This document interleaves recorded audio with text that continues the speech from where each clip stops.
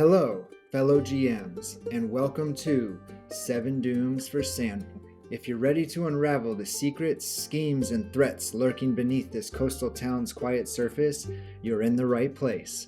Now, if you haven't seen my Getting Started with 7 Dooms for Sandpoint video yet, I recommend checking it out first. It covers the setting, contextual history, and ways to kick off your campaign from level 1, giving you a solid foundation before diving into the chapters ahead. But if you're already familiar with Sandpoint's lore and eager to dig into the adventure itself, let's dive straight into the story and plot of this adventure path. With that being said, let's begin our journey into Chapter 1, Bones and Ashes. In the aftermath, after Earthfall, as Galarian struggled through the Age of Anguish, a hidden horror stirred beneath the surface of Varisia. Uvaglor, a powerful demon conceived in the unholy union between Lamashtu and Pazuzu, had gestated for eons in the depths of a deep forgotten chasm that would one day be known as the Pit. Long before his awakening, as Thassalon rose to power, a Thessalonian wizard named Liralaru first came to the Pit at Runelord Karzug's command, carving hidden barracks and laboratories into the rock to serve as the Runelord's spy network. As the chambers were constructed, Liralaru uncovered a curious slab of transparent crystal in the upper chambers. This crystal had divinatory resonance that she carefully started to study and amplify. Divination was an unheard of discipline in Thassalon, looked down upon by wizards of the 7 schools of magic. Yet, intrigued, Liralaru abandoned her transmutation studies to master divination, believing that glimpsing the future would grant her true authority. The latent demonic energies of the Pit also intrigued Liralaru, so she secretly tunneled farther down, establishing cloistered laboratories to experiment with cloning rituals and other forbidden rites. Her research soon led her to the topic of Thassalon's founder, King Zin. She learned that his vision for a cooperative nation had been betrayed by the 7 Runelords, and she judged him a naive idealist who might have escaped his fate had he wielded the divination's gifts. Emboldened, Liralaru dreamed of founding an 8th school of magic, symbolized by a 7-hooked circle and tied to the sin Vainglory. She aspired to become the 8th Runelord of Thassalon. In her final months before Earthfall, she turned her focus to transforming the Pit into a vast well of divinatory power, reverse engineering a runewell in her secret vault. She crafted a clockwork songbird, its complex melody the only key to the entrance of her secret research laboratory in the Pit. And Liralaru's skill at divination warned her that an apocalyptic event would destroy Thassalon. She grew increasingly frustrated when her attempts to learn more only enhanced her fears without providing details or clues on how to escape devastation. Yet, as her visions of the future grew darker, she had to admit that knowing the future had become a curse. With the apocalypse of Earthfall looming, she had to lament that she had squandered her final days in fear rather in the full embrace of life. Earthfall ended Liralaru's work, but the cataclysmic upheaval accelerated Uvaglor's birth. In negative 4188, nearly 9,000 years before Sandpoint's founding, he finally emerged from the Pit. The demon terrorized the region's Varisian inhabitants for 16 years until a priest named Sazlaru rose to confront him. With powerful magic, he banished Uvaglor to the Maelstrom and sealed the Pit with a powerful divine ward, a ward that no malevolent force could undo. Centuries passed, and the Pit's dark history faded into myth, but it did not go unnoticed forever. The Red Bishop, a sinister Mothman priest of Pazuzu, uncovered whispers of its legacy. Inspired by the blight of the World Wound, now known as the Sarkoris Scar, he envisioned unleashing a similar demonic apocalypse upon Varisia. Though repelled by the ward's power, he did not abandon his dream. Instead, he began a long, patient scheme, preparing the way for the Pit to open once more and Uvaglor to rise again. The Red Bishop has spent years orchestrating a subtle and far-reaching plan to tear open the Pit and return the demon Uvaglor to the Lost Coast. Knowing that Sazlaru's ancient ward prevents Uvaglor's reemergence, the Red Bishop devised a scheme to circumvent it, not by direct assault, but through the creation of adventurers. By carefully manipulating local events over time, he cultivated a need for heroes in Sandpoint, ensuring that any group powerful enough to reach the Pit would be free from the abyssal taint and thus capable of breaking Sazlaru's protections unknowingly. His ultimate goal is to lure such adventurers into the Pit trigger the ward's unraveling, and then ignite Sandpoint in a sacrificial blaze using the ancient Thessalonian ruins of the dormant Hellstorm Flume in Sandpoint. He believes that this mass sacrifice in Uvaglor's name will summon the Demon Lord and transform the pit into a gaping wound between Galarian and the Abyss. Though his earlier attempt failed when Runelord Karzug's rise diverted a prior group of heroes, the Red Bishop has refined his tactics. Now his long-laid plot begins to come to fruition. He is finally ready to unleash the 7 dooms for Sandpoint. Each doom is a thread in the Red Bishop's greater tapestry of chaos, and they are presented at the end of each chapter, starting with Chapter 3. They are triggered throughout the adventure as the PCs gain levels and while exploring the pit and Sandpoint. First, the undead goblin Grave Knight Ripnugget returns with a burning vengeance seeking to reduce Sandpoint to ashes. Second, the mythical Sandpoint Devil awakens, ready to unleash death and fear upon the countryside.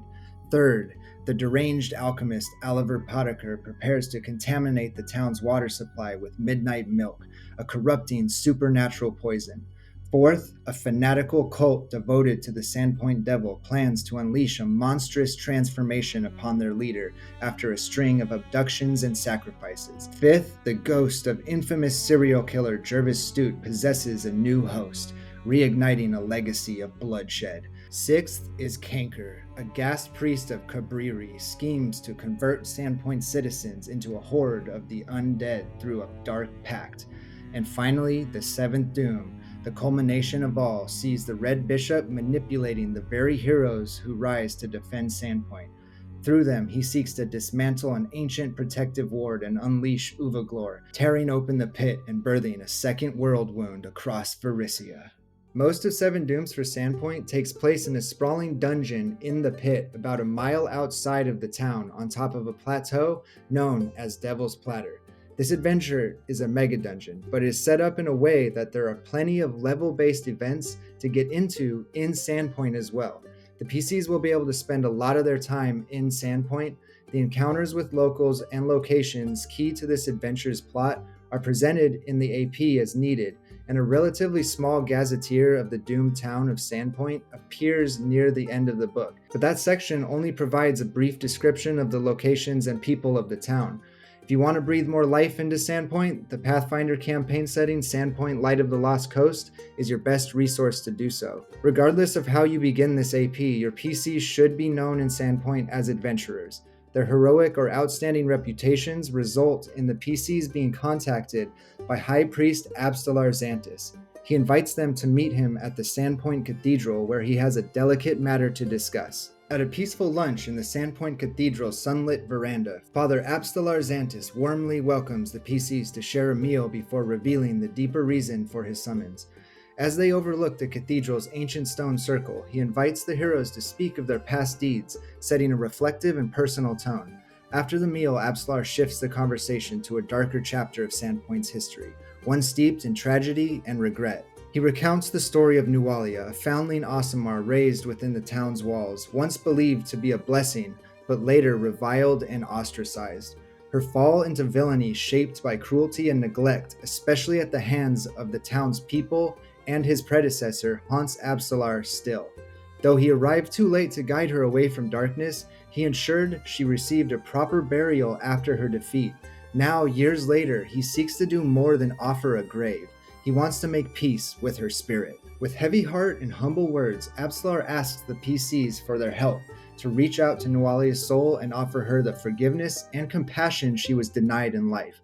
It is a plea not only to right a past wrong, but to bring healing to a town still shadowed by its shame. After sharing his regrets over Nualia's tragic life and death, Father Zantus watches the heroes carefully, weighing their reactions. He confides that until now, only one person knows of his plan, his close friend Adrani, a mourner with the rare ability to contact the dead.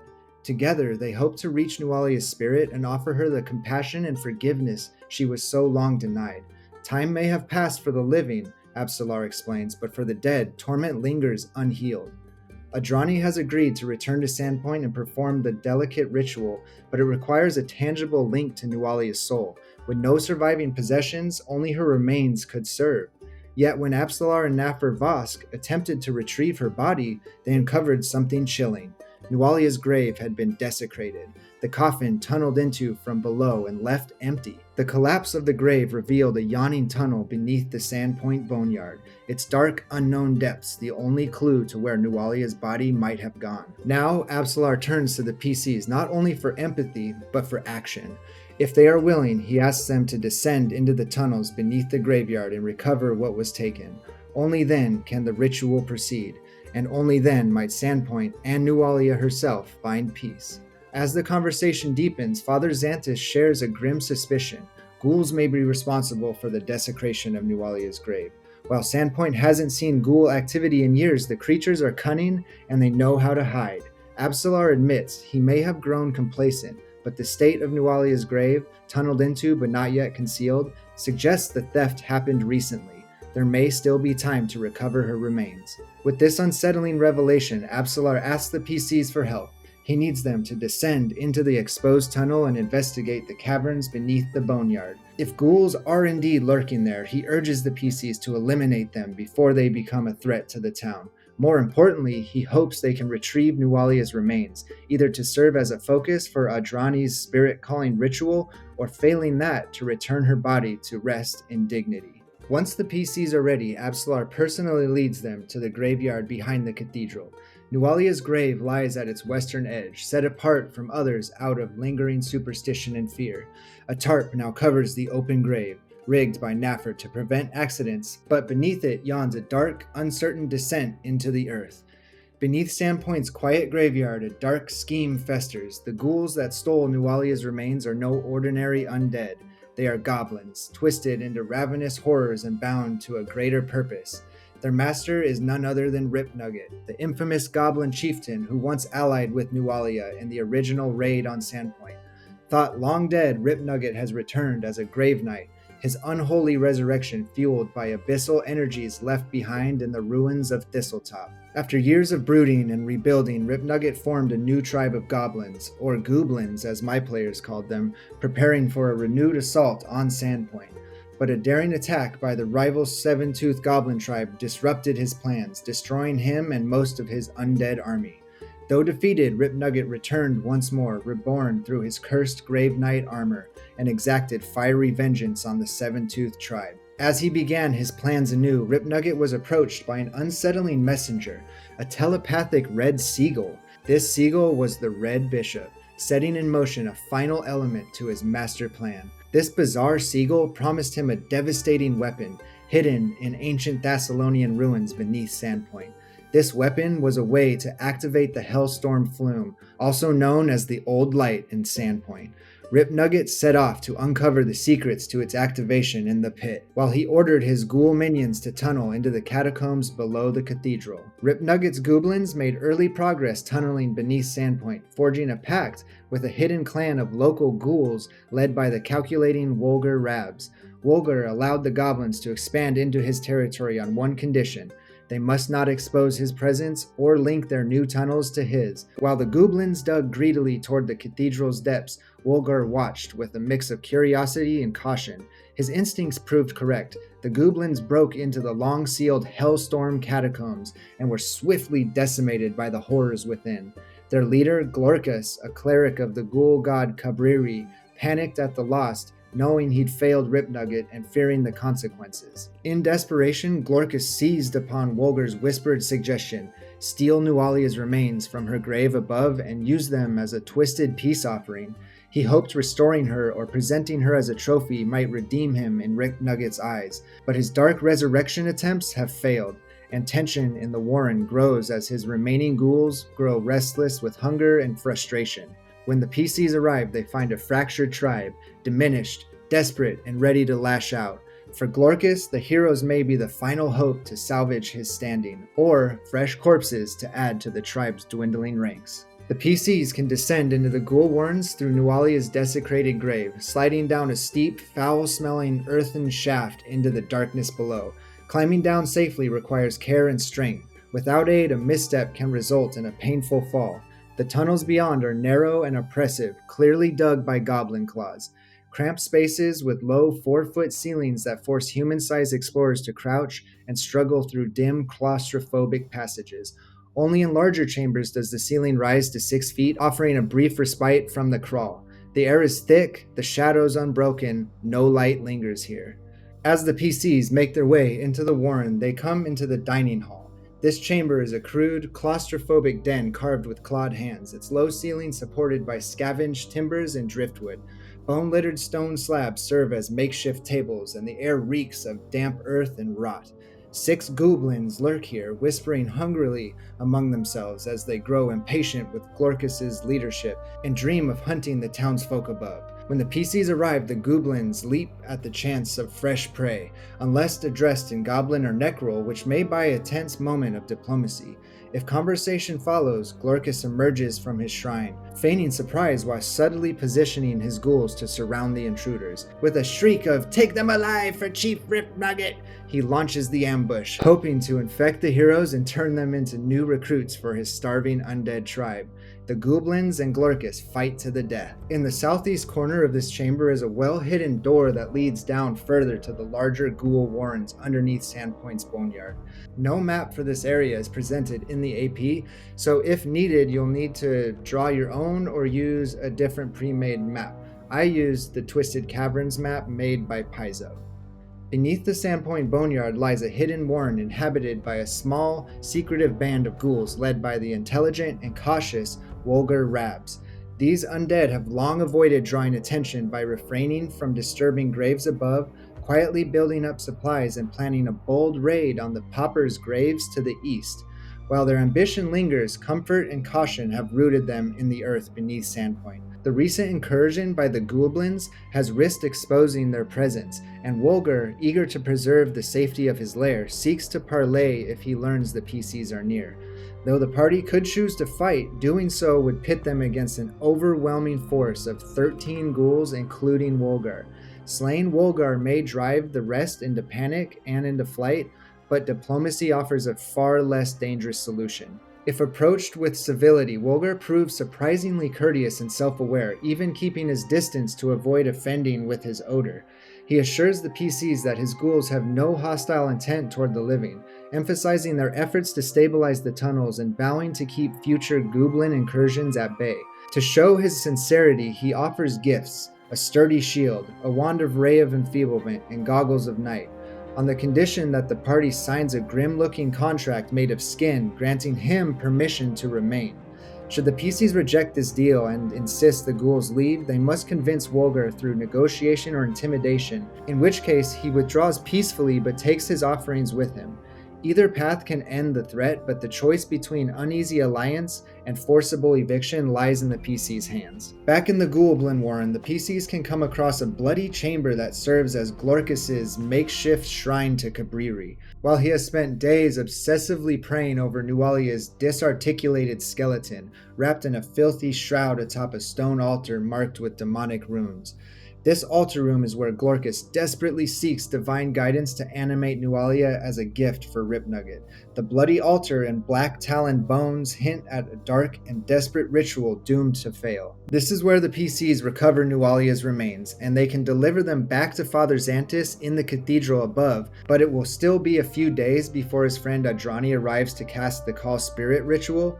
In the meantime, he encourages the PCs to keep exploring, particularly if the PCs learned about the catacombs and didn't fully explore. He asks the PCs if they can map the complex out for him while they explore and ensure that there's nothing dangerous within. The northwest wall of Glorkus's shrine room has a makeshift barricade covering a passage that leads to where the goblins made their first attempt to dig into the Thessalonian ruins beyond.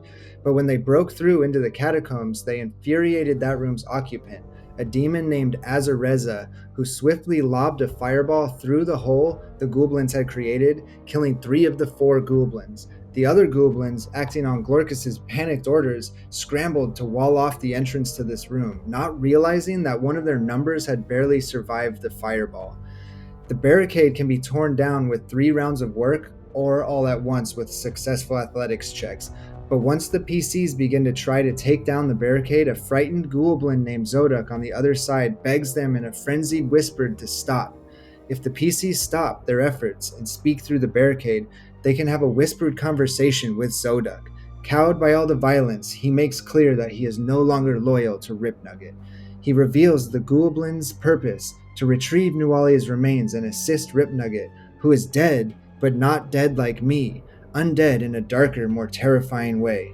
He warns of the fire monster beyond the barricade and mentioned that his former allies may have tunneled around, though he is unsure where. Zoduk also shares that Ripnugget abandoned Thistletop to search for something critical at a place called The Pit. While he knows about the secret door to Wolgar's domain, Zoduk keeps that to himself, viewing Wolgar as a potential new leader if he can just make it out alive. If spared, Zoduk flees to join Wolgar's ghouls and may reappear if the PCs later engage with that faction. If the PCs instead continue tearing down the barricade, all the noise quickly draws the ire of Azareza, the demon lurking beyond. Zoduk, trapped on the far side of the barricade, panics and tries to smash his way through, screaming for help all the while. One round after the barricade is disturbed, Azareza unleashes a furious roar and hurls a fireball into the chamber, slaying Zoduk. If silence follows the blast, she returns to her eerie muttering, but if she hears any continued movement or voices, she casts Dimension Door to close the gap and attacks the intruders, fighting to the death. To enter the Thessalonian ruins known as the Hellstorm Catacombs, the PCs could try to tunnel through the same spot as the Goblins, or with further exploration, they can find another entrance that the Goblins also discovered. The AP assumes the PCs enter through Area B1 as it grants much easier access. The tunnel that leads to this entrance ends at a stone wall with a burrowed hole leading into a flickering rune-lit chamber. A collapsed trap triggered by the Goblins has left their crushed limbs protruding from the rubble pile before a door beneath the open trapdoor in the ceiling. The debris must be cleared with 10 minutes of work before the door can be accessed. Hidden just 30 feet beneath Sandpoint's cathedral lies the Hellstorm Catacombs, a remarkably preserved Thessalonian complex infused with ancient magic. Once a secure outpost for Runelord Elasnus soldiers and spellcasters, the catacombs housed armories, fiendish shrines, and most notably the control pylons for the Hellstorm Flume, a long-lost fire weapon that once powered the ruined Old Light. Though the weapon is gone, the magic in the 5 red pylons beneath the cathedral courtyard still pulses with potential, posing a future boon or threat to Sandpoint. The catacombs' halls glow with ever-burning flames cast on Sahedron carvings, and while they offer more headroom than the Goblin Warrens, their tight corridors and small rooms make combat a tactical challenge for large groups. As the PCs explore the catacombs, they come to the rune-carved atrium. This chamber radiates ominous energy, its walls etched with Thessalonian prayers spiraling from a 7-pointed star housing flickering, sparking flames. A single rune resembling a horned, fanged face is carved into the door in the northeast corner, an emblem of Abraxas, the demon lord of forbidden magic. The room itself hides a lingering magical hazard, an ancient trap known as the Fires of Abraxas. Though partially deteriorated, it still reacts violently to trespassers, unleashing searing beams of fire when the door is tampered with unless the proper prayers to Abraxas are spoken. Cautious adventurers might disable the trap through divine invocations or precise defacement of its triggering runes, but failing to do so risks a fiery onslaught from the demonic shrine. In the shrine to Abraxas, a flickering flame burns within a 7-pointed star carved into the ceiling, casting eerie light over a marble altar and a silver bowl upon it. Once a place of dark devotion to Abraxas, demon lord of forbidden lore, the shrine is now home to Azareza, a Brimarak demon who has lingered in isolation since Earthfall. Driven half-mad by solitude and obsession, Azareza clings to the hope that her endless prayer will one day rekindle the power of the Hellstorm Flume. When the Goblins recently broke through a nearby wall, she mistook the event for a divine sign, only to be crushed by disappointment. Bitter and volatile, she lashes out at any intruders who cannot produce the Flume's secret, attacking in a frenzy unless deceived briefly by clever lies. Among the relics of her vigil are a silver bowl and a ritual knife bearing Abraxas' rune, both resting on the altar. Hidden within the bowl and blade are 7 garnets, valuable both as treasure and as a key to uncovering further secrets elsewhere in the catacombs. On the other side of the catacombs lies the Three Steps, a trio of ancient Thessalonian chambers once used to test the loyalty of Runelord Elazinist's followers. Each room glows with flickering arcane lights from seven-pointed sahedrons carved into the walls, and each door bears a small basket designed to hold garnet beads. To safely pass through, specific garnets found within the ritual knife from the Shrine of Abraxas must be placed in order of least valuable to most valuable from south to north. A 2 gold piece bead for the first door, 2 5 gold piece beads for the middle door, and 3 10 gold piece beads for the final 3 doors. Without these offerings, deadly magical traps activate, blasting the rooms with fire, cold, or poison depending on the chamber. At the end stands a red stone statue of Elazinus, holding a real ranseur and reaching out with an upturned palm. If the 25 gold piece garnet isn't placed in her hand within a minute of entry, the statue animates and attacks. It won't pursue past the southernmost room, but will defend her chamber fiercely. Those who disable the traps and placate the statue can claim her magical ranseur. Hidden within its hollow shaft are 3 scrolls, including the ritual needed to restore the power to the Hellstorm Flume. The abandoned armory lies hidden behind locked doors, the keys lost to time, though one can be found nearby in the commander's study. Layers of ash coat the empty weapon racks, and only a few relics remain. A cold iron longsword, a handful of enchanted arrows, and 2 striking rooms buried beneath dust in the corner. Overhead, a blue flame flickers in a carved sahedron, occasionally shedding melting snowflake-like sparks. Once, this chamber housed a chilling defense, a magical trap that flash-froze intruders for later interrogation. Now that magic is broken. When someone enters without the proper badge of office, the flame flares in a final icy pulse, dropping the temperature and plunging the room into darkness as the trap sputters out forever. The commander's study once served as the command post for Jasker, the final overseer of the catacombs. When Earthfall began, Jasker mistook the cataclysm for an assault by Runelord Karzug and fled in haste, gathering key documents before being incinerated in a collapsing tunnel. The storeroom nearby, once full of supplies, now sits nearly barren. A map on the wall reveals the pre-Earthfall landscape, showing the Hellstorm Flume compound where Sandpoint now lies, and marking potential enemy strongholds, most notably the Pit, circled and annotated with urgent notes about a Shalast force led by one Liralaru. The coastline of modern Varisia is merely a rough outlined label, the Rasp. Among the ruins, 2 valuable items remain, a keyring holding a sneaky key talisman and an iron key to the armory, and a fragile scroll bearing Jasker's final instructions for safely navigating the deadly 3 steps. The guard post is a barren chamber that holds little at first glance, just a flickering flame nestled in a carved star on the ceiling and a long, black, scorched mark near the southeast door hinting at a violent blast from ages past. In the shadows of the southwest corner stands a menacing statue, 7 feet tall, with bat-like wings, golden horns, and the brutish body of a bull. Though unmoving at first, this ancient construct is a divine warden shaped in the image of Hagenti, the demon lord of alchemy and transformation. Reduced in size over centuries, it is no less deadly in purpose. Should the PCs enter, the Guardian stirs to life, attacking without hesitation, and pursuing intruders until destroyed. With all those who once held sway over it long dead, it follows only its ancient directive: destroy all who trespass. The fire-scarred hall is a long, lightless hallway, scorched black from floor to ceiling, blanketed in ash and scattered with skeletal remains, grim echoes of long-past disaster. The air is still heavy with the scent of old fire and forgotten death. Centuries ago, when Earthfall shook the world, the magical devastation caused the Hellstorm Flume to surge violently. A searing inferno tore through the control chamber beyond, blasting through hidden doors and incinerating soldiers caught unaware. The eastern wall still bears the signs of the magical fire's origin, its surface cracked and coated in soot. A hidden door to the south is caked in ash and difficult to spot. This secret door leads to the Shrine of Yamasa, while a second, more obvious ashen imprint to the east marks where the flume's blast reduced a stone door to dust, yet still in place.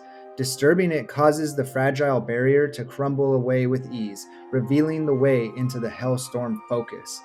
To the west, the tunnel stretches into shadow, ending at a collapsed passage that once led directly to the chambers below the Hellstorm flume. Behind the door to the south is a shrine to the Clipoth Lord Yamasoth, its walls carved with abyssal prayers. A green stone pod clings to the east wall, its tendrils embedded like roots. The pod can be opened to reveal a spiked interior, a sacrificial iron maiden, holding a skeleton of a thief who died the day before Earthfall. Nestled within his ribs lies the magical jade serpent figurine he tried to hide. The room that houses the Hellstorm Focus is a soot-choked chamber with 6 red stone pylons arranged around a central slab etched with a 7-pointed star. Though the rest of the room is blackened by fire, the stones shimmer faintly, untouched by ash. Once used to direct devastating fire from the Hellstorm flume across vast distances, this focus still holds dangerous power. If reactivated, it could unleash destruction across the entire region, incinerating Sandpoint and the hinterlands. Fortunately for the PCs, restoring the offensive capacity of the Hellstorm Focus would take a lot of time and effort, but with some work and proper adjustments, its use as a portal can be restored to aid in the exploration of the pit. At the moment, though, there's little the PCs can do to learn more about the Hellstorm Focus. Researching the powerful device is covered in greater detail in Chapter 2. 3 charred undead magi rise from the ashes to defend the site, burning with relentless fury. These creatures are known as combusted. I have run this encounter twice and it is very deadly. The combusted fire aura in this cramped room makes it very difficult. It also says that the combusted do not pursue enemies from this room, which forces the PCs to fight in the cramped, fiery conditions.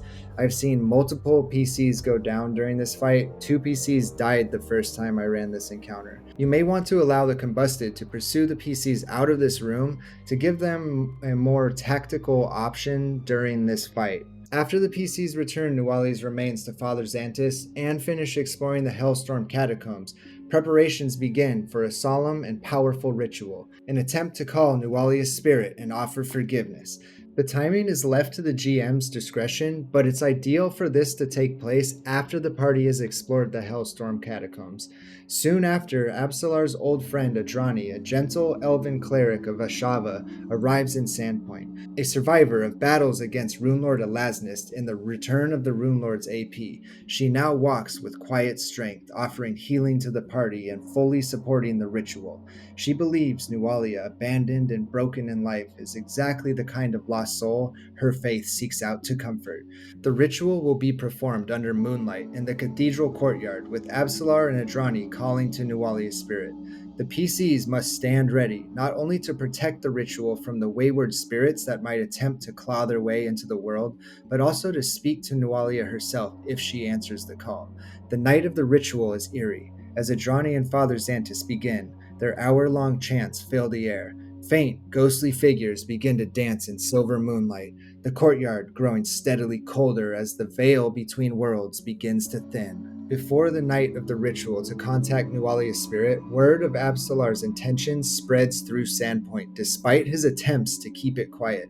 Many townsfolk grow uneasy, some out of fear of summoning a dangerous undead, others out of anger at the thought of forgiving Nualia, and a few seeking to damage Absalar Zantus' reputation for their own gain.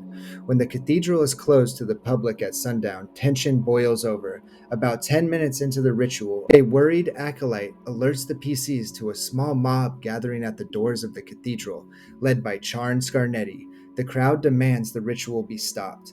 The PCs must quickly intervene, either calming the mob through diplomacy, lies, threats, or risking a full-blown disruption. If they succeed, the ritual can continue. If they fail, the mob storms in, ruining the ceremony and igniting political backlash. Regardless of the outcome, this event marks the beginning of a deeper social unrest in Sandpoint, an ongoing tension that unfolds in an event called Enemies of the Faith in Chapter 2. If the PCs have dispersed the mob, the ceremony continues undisturbed until ghostly, undead shadows claw up from the ground, attempting to breach the veil between life and death. Adrani urgently calls out to the PCs to help reinforce the ritual's power. Each PC must act to bolster the magic through religion, arcana, occult, performance, or intimidation checks. Their collective efforts determine whether the shadows are banished or break through the veil. If they break through the veil, the PCs face an encounter with 3 shadows. If the PCs are unable to defeat the shadows, the ritual is abandoned as Father Zantus and Adrani step into the fight. If the ceremony is successful, Nualia's spirit manifests in the moonlit courtyard, appearing both radiant and monstrous. Her demonic arm and glowing eyes betray the torments of her past. Locked in a trance, Absalar and Adrani cannot speak. The PCs alone must engage with Nualia's ghost, who is bitter, wounded, and full of righteous fury. The conversation with Nualia uses the influence subsystem in the GM core. The PCs have 10 minutes, 10 one-minute rounds to persuade her that forgiveness is possible. They must navigate her emotional minefield with care, acknowledging her pain, condemning those who wronged her, and offering honest hope of redemption. If they fail, her rage tears through the veil, causing more shadows to rise from the ground, and combat ensues while Adrani and Father Zantus lie stunned from the backlash. But if the PCs succeed in reaching through to her, Nualia's anger gives way to sorrow. She accepts the apology and reluctantly begins to allow forgiveness into her heart. She warns them of a greater danger yet to come. She says, "Not all who have plagued Sandpoint lie still, and new enemies work in the shadows. I do not wish these 7 dooms upon Sandpoint, but one does, and that one hearkens on red wings. Unless you can delve the pit in time, you will not escape his fires." Whether mournful or furious, Nualia fades back into the Boneyard, leaving behind a haunting warning of the fire to come. Once Nualia's spirit has departed, Father Zantus is eager to speak to the PCs about the ramifications of what they've heard. But for the moment, the cleric is worn out and needs his rest. He promises to meet with the PCs first thing the next morning, and that is where Chapter 1 ends. In the next video, we will continue with Chapter 2, Strange Times in Sandpoint, as the PCs meet with Father Zantus. One of the things I truly appreciate about this adventure path is just how packed it is with material. Across 200 pages, it seems to overflow with lore, context, and what feels like thoughtful explanations that bring the story to life. There is a clear sense of care and intention behind how everything is interconnected, and it just made sense to me. This is in contrast to some other APs that I read recently, where I found myself constantly flipping back and forth and trying to make sense of some plot threads. This AP, Seven Dooms, feels very cohesive. I've spent far less time piecing things together and far more time just simply like reading it and enjoying it as it unfolds. One interesting development that I noticed with my players was that their initial reaction to Father Zantus's plan. While they believed his intentions were sincere, the secrecy surrounding the ritual, particularly his desire to keep it hidden from the townsfolk, immediately raised red flags for them. His insistence on discretion made them suspicious of him, despite the trust they'd built with him in earlier parts of the campaign. I gave them opportunities to persuade him to consult with another town leader through skill checks, but they failed. And as a result, Father Zantus remained firm in his decision to proceed with the ritual in secret. So despite their unease, the players chose to support him out of just the relationship that they developed with him. But when the mob of concerned townfolk inevitably arrived during the rituals, the players had this very satisfying "we told you so" moment. It was like they deliberately chose not to disperse the crowd, letting the ritual fail. I didn't foresee them or I didn't foresee or expect them to do that, purposefully let the ritual fail just to show Father Absalar Zantus that they were right and he was wrong. But it was interesting that is what happened. That decision that they made to let the ritual fail triggered the town hall meeting that occurs in Chapter 2, where they actually were able to successfully sway the public opinion and help the town folk become more open to the idea. And so after they did that, they were able to perform the ritual successfully with a clear conscience. So yeah, in the next video, we're going to be diving into Chapter 2, Strange Times in Sandpoint.